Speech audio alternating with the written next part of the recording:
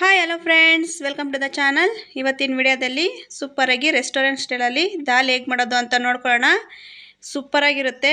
ದೋಸೆಗೆ, ಚಪಾತಿಗೆ, ಪೂರಿಗೆ ಅಥವಾ ಗೀ ರೈಸ್ಗೆ ಕೂಡ ಕಾಂಬಿನೇಷನ್ ಸೂಪರಾಗಿರುತ್ತೆ. ಬನ್ನಿ ಹೇಗೆಲ್ಲ ಮಾಡೋದು ಅಂತ ನೋಡ್ಕೊಳ್ಳೋಣ. ಈ ವಿಡಿಯೋ ನಿಮಗೆಲ್ಲ ಇಷ್ಟ ಆಗಿದ್ದರೆ ಈ ವಿಡಿಯೋಗೆ ಒಂದು ಲೈಕ್ ಕೊಡೋದಂತೂ ಮರಿಬೇಡಿ. ಬನ್ನಿ ಹೇಗೆ ಮಾಡೋದು ಅಂತ ಸ್ಟಾರ್ಟ್ ಮಾಡೋಣ. ಇಲ್ಲಿ ನಾನು 1 ಕಪ್ ಆಗೋಷ್ಟು ತೊಗರಿಬೇಳೆನ ತಗೊಂಡಿದ್ದೀನಿ. ತೊಗರಿಬೇಳೆನ ಚೆನ್ನಾಗಿ ವಾಶ್ ಮಾಡ್ಕೊಂಡಿದ್ದಾದಮೇಲೆ ಅದೇ ಕಪ್ಪಲ್ಲಿ 4 ಕಪ್ ಆಗೋಷ್ಟು ನೀರನ್ನ ಹಾಕ್ಕೊಳ್ತಾ ಇದ್ದೀನಿ. ಈಗ ಅದಕ್ಕೆ 4 ಲವಂಗ ಮತ್ತು 1 ಏಲಕ್ಕಿ, 3 ಪೀಸ್ ಚಕ್ಕೆ ಹಾಕ್ಕೊಳ್ತಾ ಇದ್ದೀನಿ. ಸ್ವಲ್ಪ ಅರಿಶಿನ ಹಾಕ್ಕೊಂಡು ಚೆನ್ನಾಗಿ ಮಿಕ್ಸ್ ಕೊಟ್ಕೊಂಡು ಒಂದು 3ರಿಂದ 4 ವಿಜಿಲ್ ಬರೋವರೆಗೂ ಚೆನ್ನಾಗಿ ಕುಕ್ ಮಾಡ್ಕೊಳ್ಳೋಣ. ತೊಗರಿಬೇಳೆ ಸಾಫ್ಟಾಗಿ ಬೆಂದಿರಬೇಕು, ಆ ಥರ ಕುಕ್ ಮಾಡ್ಕೊಳ್ಳಿ. ಇಲ್ಲಿ ಸೈಡ್ಗೆ ಒಂದು ಪ್ಯಾನ್ಗೆ ಒಂದು 5 ಟೇಬಲ್ ಸ್ಪೂನ್ ಆಗೋಷ್ಟು ಎಣ್ಣೆ ಹಾಕ್ಕೊಂಡಿದ್ದೀನಿ. ಎಣ್ಣೆ ಕಾದ್ಮೇಲೆ ಸ್ವಲ್ಪ ಜೀರಿಗೆ ಹಾಕ್ಕೊಂಡು ಸ್ವಲ್ಪ ಇಂಗು ಹಾಕ್ಕೊಳ್ತಾ ಇದ್ದೀನಿ. ಇಲ್ಲಿ ಸಣ್ಣಗೆ ಕಟ್ ಮಾಡ್ಕೊಂಡಿರೋ ದಪ್ಪಗಿರೋ 2 ಈರುಳ್ಳಿನ ಹಾಕ್ಕೊಂಡು ಚೆನ್ನಾಗಿ ಫ್ರೈ ಮಾಡ್ಕೊಳ್ಳೋಣ.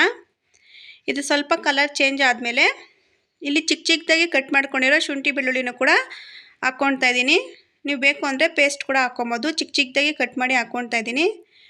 ಇದನ್ನು ಚೆನ್ನಾಗಿ ಫ್ರೈ ಮಾಡ್ಕೊಳ್ಳೋಣ. ಈಗ ಇದಕ್ಕೆ ಸಣ್ಣಗೆ ಕಟ್ ಮಾಡ್ಕೊಂಡಿರೋ ಟೊಮೊಟೊ ಮತ್ತು ಹಸಿರು ಮೆಣಸಿನ್ಕಾಯಿ 4 ಹಾಕ್ಕೊಂಡಿದ್ದೀನಿ.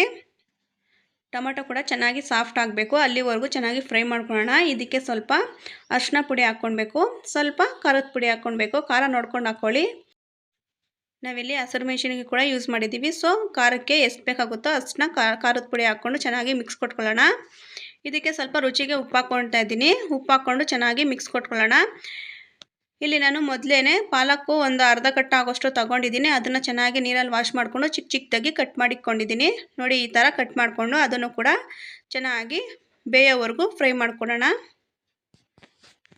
ತುಂಬಾ ಬೇಗನೆ ಆಗೋ ರೆಸಿಪಿ ಇದು. ತುಂಬಾ ಟೇಸ್ಟಿಯಾಗಿರುತ್ತೆ. ನೀವು ಒಂದ್ಸಲ ಮನೆಯಲ್ಲಿ ಟ್ರೈ ಮಾಡಿ ಹೇಗಿತ್ತು ಅಂತ ಕಮೆಂಟ್ ಬಾಕ್ಸಲ್ಲಿ ಕಮೆಂಟ್ ಹಾಕೋದು ಮರಿಬೇಡಿ.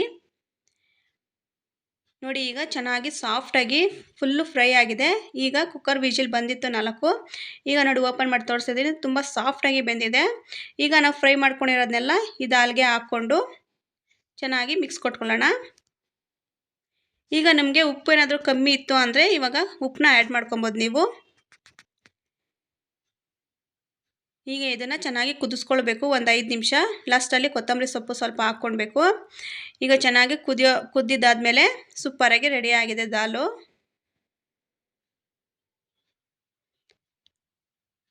ನಾನು ಇದಕ್ಕೆ ದೋಸೆ ಮಾಡಿ ಇಟ್ಕೊಂಡಿದ್ದೆ. ದೋಸೆಗೆ ಹೆಂಚಿಕಾಯೋದಕ್ಕೆ ಇಟ್ಟಿದ್ದೆ. ದೋಸೆ ಕೂಡ ಹಾಕ್ಕೊಂಡಿದ್ದೀನಿ. ನೋಡಿ, ಈಗ ಅದನ್ನು ಕೂಡ ಮಾಡ್ಕೊಳ್ತಾ ಇದ್ದೀನಿ.